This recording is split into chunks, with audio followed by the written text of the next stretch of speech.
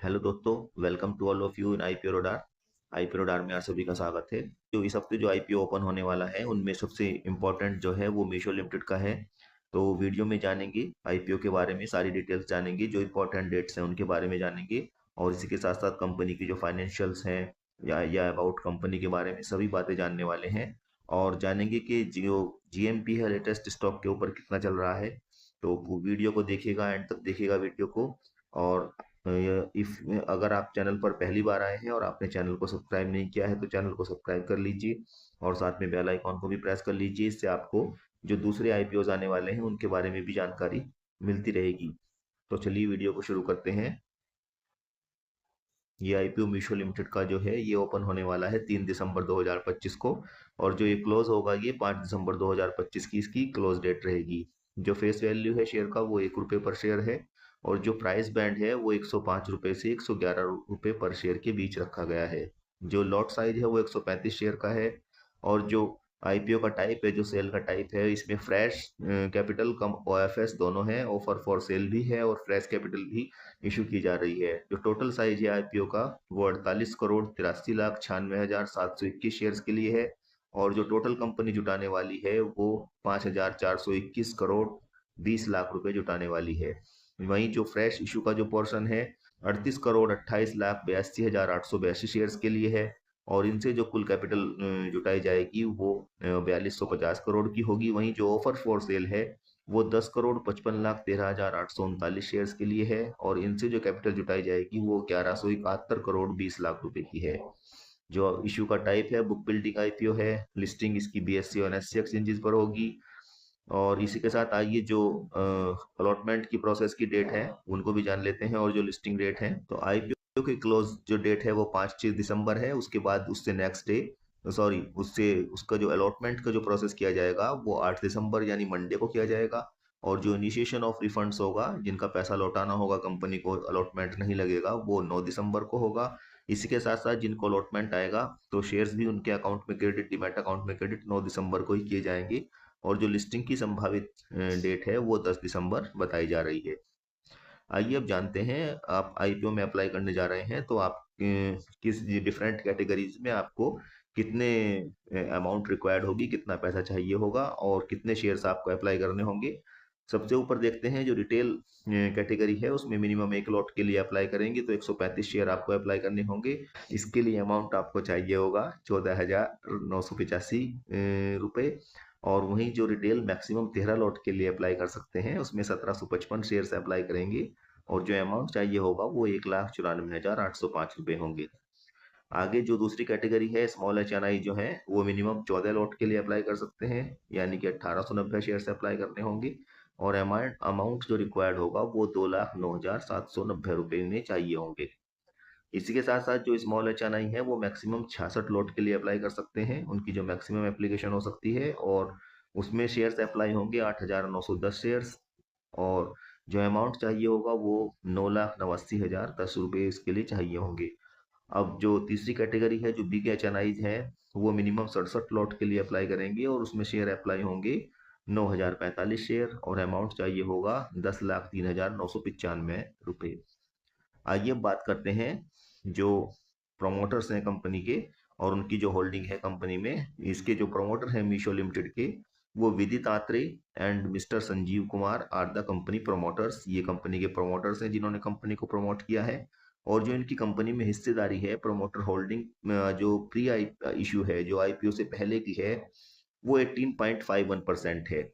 18.5% उनकी होल्डिंग है, प्रोमोटर्स की होल्डिंग। बात करते हैं अब रिजर्वेशन की कि कैटेगरी वाइज कितना रिजर्वेशन किया गया है। ये क्यूआईबी कैटेगरी के लिए जो शेयर्स ऑफर किए जा रहे हैं वो not less than 75% of the offer होंगे।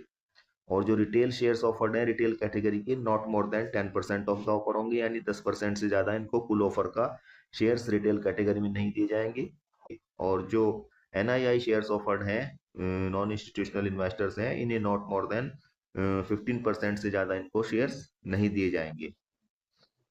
आइए अब जानते हैं अबाउट कंपनी मीशो लिमिटेड जो है ये कंपनी किस तरह के सेक्टर में और किस तरह का जो है इनका कारोबार है।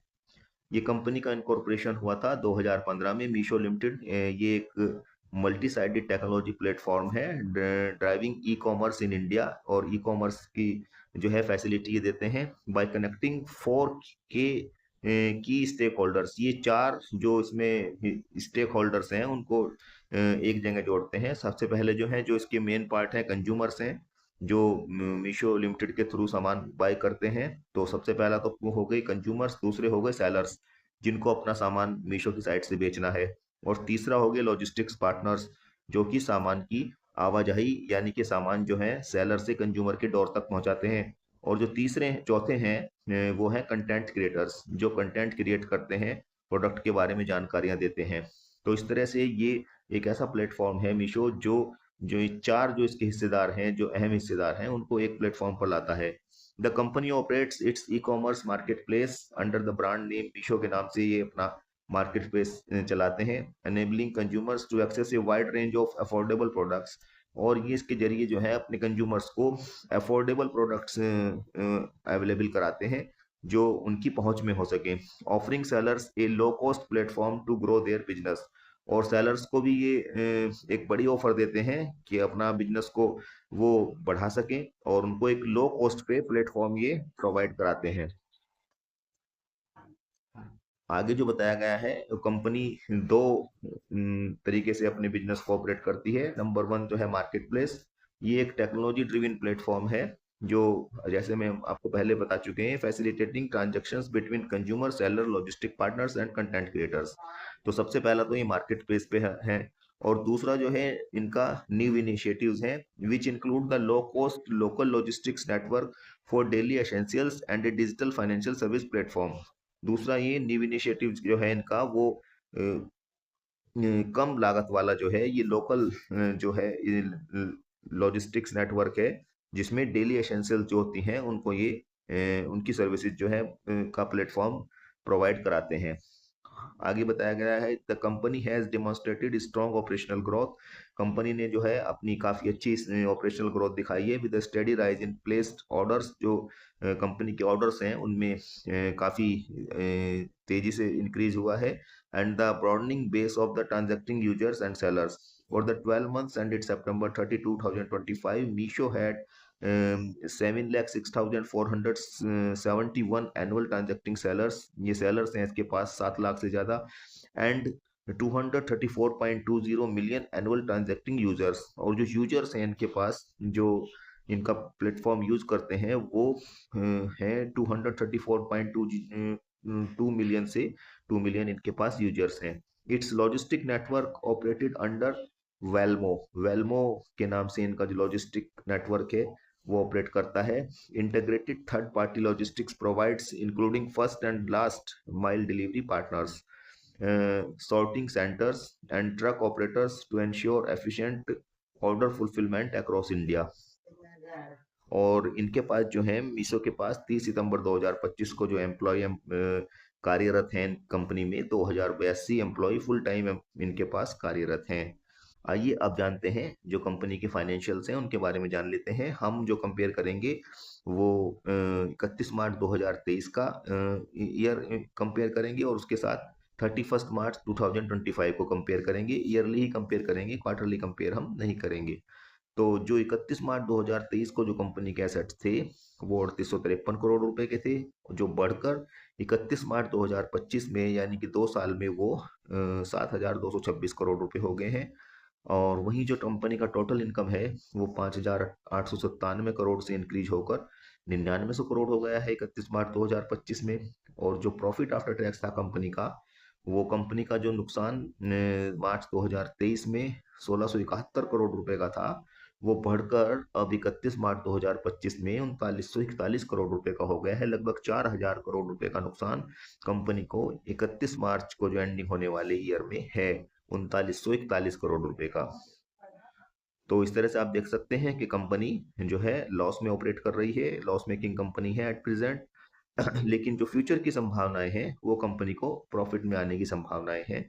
और जो कंपनी का नेटवर्थ है वो 2548 करोड़ से घटकर 31 मार्च 2025 में 1561 करोड़ रुपए रह गया है। और उधार कंपनी के ऊपर कुछ नहीं है, तो बोरोविंग्स कंपनी ने कुछ नहीं लिया हुआ है। आइए अब देखते हैं जो की रेशोज हैं। रिटर्न ऑन नेटवर्थ है, ये नेगेटिव में है, 253.73% नेगेटिव है रिटर्न ऑन नेटवर्थ।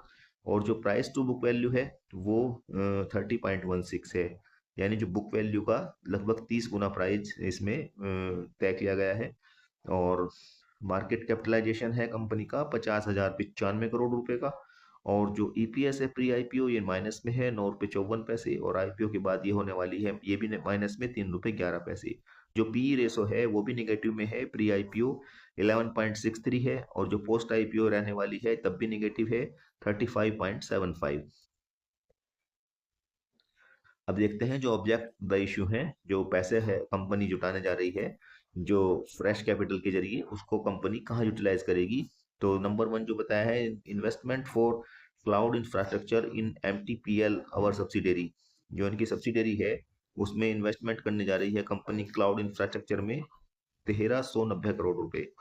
और जो दूसरा है, payment of salaries of existing and replacement hires for the machine learning and AI technology teams for AI and technology development undertaking by MTPL the subsidiary, 480 crore रुपए में company जो है वो सैलरीज का पेमेंट करेगी। और investment in MTPL our subsidiary for expenditure towards marketing and brand initiative, ये 1020 करोड़ रुपए। और जो बैलेंस अमाउंट होगा वो funding organic growth through acquisitions and other strategic initiatives and general corporate purposes के लिए रखे जाएंगे। जो लेटेस्ट जीएमपी है मीशो लिमिटेड के आईपीओ के शेयर के ऊपर इस समय वो 42 रुपये पर शेयर का है। अगर आपको 111 रुपये पर शेयर के हिसाब से अलॉटमेंट लगता है तो आप इसकी लिस्टिंग 153 रुपये के प्राइस पर मान सकते हैं, और इस तरह से आप जो इन्वेस्टमेंट करने जा रहे हैं उस पर आपको 37.84% यानी 38% का रिटर्न आप इस पर मानकर चल सकते हैं।